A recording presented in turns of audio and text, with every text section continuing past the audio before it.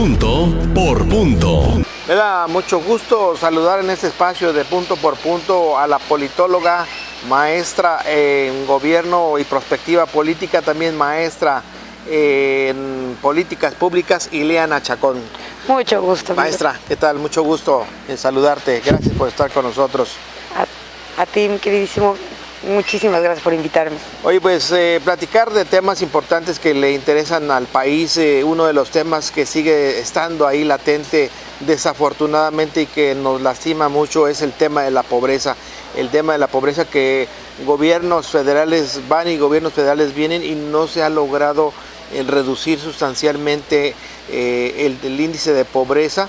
Más de 50 millones de mexicanos en pobreza, 25 millones aproximadamente en extrema pobreza. Las políticas públicas en materia de política social no han funcionado como quisiéramos los mexicanos. Es un tema complejísimo, sobre todo porque se implementan las políticas y se diseñan desde una óptica, pero al momento de su implementación fallan y no se les da continuidad. Para que una política pública tenga un éxito y se pueda dar los cambios necesarios en su implementación, tienen que pasar mínimo unos 4 años. La única política transeccional es Prospera. La única política transeccional. Cada 3 sexenios se le ha cambiado el nombre, pero es la única. Todas las demás se ha medido que es la única que sí ha tenido un impacto positivo, pero tal vez sea por cuestiones de índole personal o por otras cuestiones que no ha prosperado, vaya la redundancia. Pero son políticas, yo las veo así, no estés de acuerdo, son políticas asistencialistas en que se le da el apoyo al ciudadano, pero no se le ha creado esa cultura de que pueda producir, que pueda ser propio individuo autosuficiente, sino el siempre esperar el apoyo del gobierno. En México hemos tenido esa cultura, viene desde los años 70 y desde ese boom petrolero que tuvimos a la población muy amañada. Les dimos todo, pero no les exigimos. Ahorita ya con el emprendedurismo se está tratando de volver a ese camino, se está tratando de volver a la gente a que sean artífices de su propio éxito. Claro. Por primera vez, por ejemplo, hay un instituto del emprendedor. Hay institutos que se dedican a crear economía social. Hay gente especializada creando cadenas productivas, lo cual desde ahorita es una maravilla. A mí me encanta ese rubro de la economía. Ya no es un tema asistencialista, ya se está pensando en un sistema abierto, ya estamos en clusters, ya estamos avanzando. Que cada quien vaya generando sus propios proyectos de supervivencia, de sobrevivencia. Pero aparte desde una óptica de lo que realmente saben hacer. Por ejemplo, ya no estamos queriendo sacar de la sierra a las personas, ya vives en la sierra, genera el desarrollo en la sierra. Si lo que tienes es una parcela, bueno, haz productiva la parcela, pero hazla bien. Haz la mejor parcela y genera una cadena productiva con lo que tienes alrededor, no con Japón, porque lo más probable es que ni siquiera puedes llegar a Japón. O sea, tienes todas las nuevas tecnologías, sí se puede, pero primero empieza el local para llegar a global. El desarrollo tiene que empezar desde el ámbito regional para después volverse global, no al revés. Tenemos que entender desde el caso Japón. Ahí sí tenemos que aprender de los japoneses, que después de la Segunda Guerra Mundial se cierran y primero empiezan a producir ellos, empiezan a volverse autoconsumidores de sus productos y ya después al mundo. Claro, bueno, pues ojalá que esta nueva política, esta nueva cultura del emprendedurismo vaya transformando las cosas y vaya terminando con desigualdades, vaya abatiendo pobreza y podamos ir avanzando. En el estado de Morelos también, como en todos los estados, desde luego hay políticas públicas, política social. En este sexenio, bueno, en todos los sexenios siempre se ha tratado de hacer algo por bajar estos índices, pero y estas desigualdades también abatirlas. Aquí particularmente en este sexenio hay dos programas sociales que se han emprendido, el de la mujer morelense, se le dan recursos para poder implementar talleres, granjas, etcétera. No tengo conocimiento, no tengo el pulso de qué resultados han dado, si han sido recursos a fondo perdido, si se han perdido estos proyectos o si se les ha dado seguimiento, porque me parece que ese ha sido uno de los grandes problemas, que no se les da el seguimiento, no se evalúan los proyectos y luego se pierden, y experiencias hemos visto mucho a lo largo de muchos años. El otro tema es el tema de la beca salario. ¿Hasta dónde ha funcionado para que sea como una ayuda para los estudiantes y para las familias? Mira, la beca salario es uno de los 3 proyectos a nivel federal que se implementaron para que, como programas piloto, por su sistema geográfico y de población y de cercanía con el Distrito Federal, en la punta de lanza fue Morelos, y sobre todo por sus índices que maneja. Al momento de implementarlo, evidentemente es un programa muy novedoso, nunca se había visto en el país, no es igual que en el DF, todo el mundo piensa que son igualitos, pero la verdad es que no. En el DF tiene otras características. Aquí en Morelos es la primera vez que se da a todos, sin importar si eran, si tenían un promedio adecuado, sin dónde estudiaban, cuál era su situación. No es un incentivo a la calificación, por ejemplo. No, y no viene amarrado tampoco a los papás, no viene amarrado a nada. Realmente eres un estudiante, tienes derecho a la beca del estudio, nada más. Lo cual yo aplaudo, porque todo incentivo al estudio es bueno.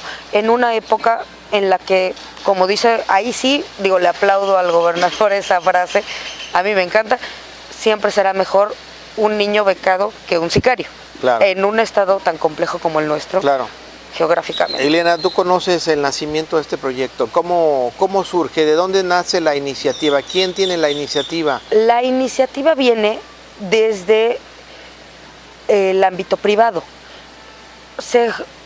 El plan proyecto lo inicia la IESPEM, que es la Asociación de Universidades Privadas de Morelos.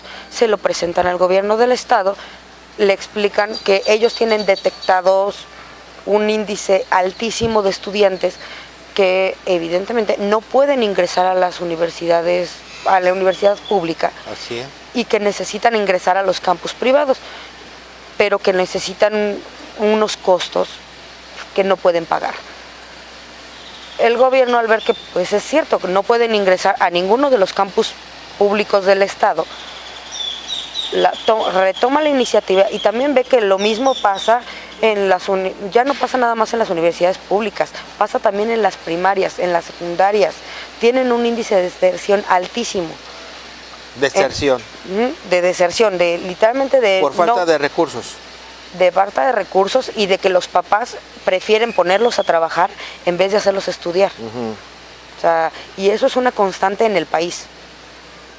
Empiezan a trabajar de la mano tanto la IESPEM como el gobierno del estado. Ya esta administración. Sí, esto no se había visto antes. Realmente en anteriores gobiernos no había habido esta disposición de trabajo. ¿Y cómo se logra enganchar al gobierno federal? ¿Cómo se logra convencer al gobierno federal de que se implemente este programa piloto en Morelos? Vía realmente el gobernador del estado.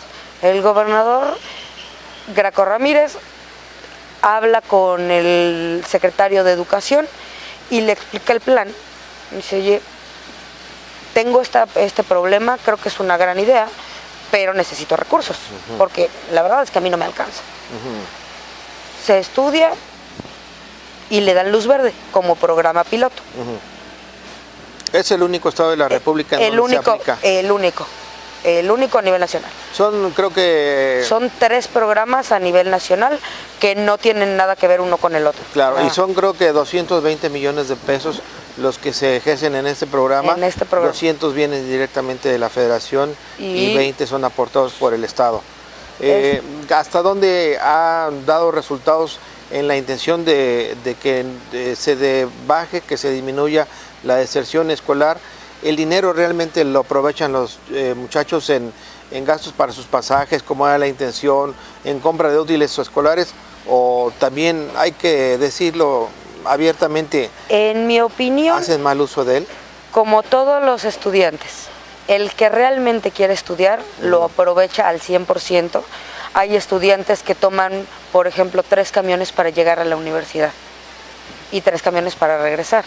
Entonces, realmente, claro que lo aprovechan. Hay otros estudiantes que no lo pueden aprovechar. Pero esta es una cuestión pedagógica también. Yo lo pienso y digo, bueno, si a mí me hubieran dado esa cantidad de dinero a esa edad, claramente no lo hubiera aprovechado para lo que se necesita. Te lo hubieras gastado. ¿Ustedes? En papitas, en tonterías. Ileana, ustedes que le dieron seguimiento a este programa, ¿tienen algunas evaluaciones? El dinero en muchos casos no lo aprovechan los jóvenes, lo ocupan en bebidas alcohólicas. Y tienen ustedes datos de mediciones, como cuando llega la beca salario se disparan las ventas de alcohol en tiendas de autoservicios y de conveniencia. Nosotros no hemos podido probar cómo se dispara, pero sabemos que Morelos es el estado donde más bebidas alcohólicas se venden. Lo que también es un hecho es que no podemos frenar una política pública como la beca salario, que es bellísima, porque los estudiantes decidan ocuparla en bebidas.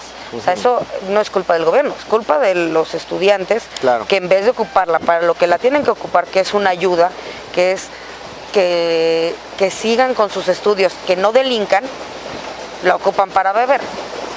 Pero ese es el problema. Que decimos, eso depende de los padres. Los padres son los que tienen que ahí ser corresponsables de la educación. Ellos realmente son los que tienen que poner frenos. Ellos son los que tienen que poner orden. Sin eso no puedes echarle la culpa al gobierno de lo que tú como papá no pones orden en tu casa. Claro. O sea, ahí sí digo, pero como estudiosa de una política, digo, vas a castigar el futuro de unos niños porque los papás no ponen un freno. O sea, por ejemplo, si a mí me hubieran dado dinero, mi mamá me hubiera tenido en mi casa así de, sí, qué bonito que ya tengas dinero, pero cuidadito y me sales de tal hora a tal hora. O sea, ahí entra el freno de los padres, ahí entra el ahorrar, ahí entra el que los papás lo ocupen, por ejemplo, para que el niño tenga un fondo de ahorro, o para que el niño tenga, si quieres, no un cochecito. Claro. No, pero bueno, otra pues cosa. Ojalá que de veras se esté aplicando en la educación. Los papás, lo vimos en anteriores programas de becas para estudiantes, en otros distintos, que el dinero lo recibían los papás lo utilizaban para irse a la fiesta, o las mamás por la necesidad del gasto lo utilizaban, no llegaba exactamente los programas federales que se dedican los papás a tener más hijos para no trabajar, porque el programa viene amarrado a la cantidad de hijos que tienen las familias para darles dinero. El tema es que hay que revisar todas estas políticas públicas, evaluarlas, las que estén funcionando. No, y todas son perfectibles. O sea, una política es perfectible. Es decir, tú la implementas y con la revisión puedes decir, ¿sabes qué? Esta parte no está funcionando. Por ejemplo, el de las mujeres, ahorita ya se hizo una revisión en las reglas de operación y ahorita ya es también para mujeres migrantes. Lo cual es muy bueno porque también, evidentemente, hay mujeres migrantes que de repente dicen, bueno, o sea, yo he migrado, pero mi familia está allá. O sea, entonces, ¿puede acceder mi familia a este beneficio? O sea, yo les pongo el capital, el piso necesario, pero, por ejemplo, ¿lo puede ocupar mi mamá? Claro. Muy bien, pues hay que estar muy pendiente y revisando siempre y evaluando todas estas políticas públicas. Ilena, pues yo te agradezco mucho que nos hayas acompañado y bueno, la invitación te hacía antes de entrar a cuadro esta primera entrevista, pero la invitación para que nos puedas acompañar frecuentemente con opiniones tuyas acerca de las políticas públicas, de la perspectiva política, temas que sean de interés de todos. Con un gustazo. Gracias. Punto por punto.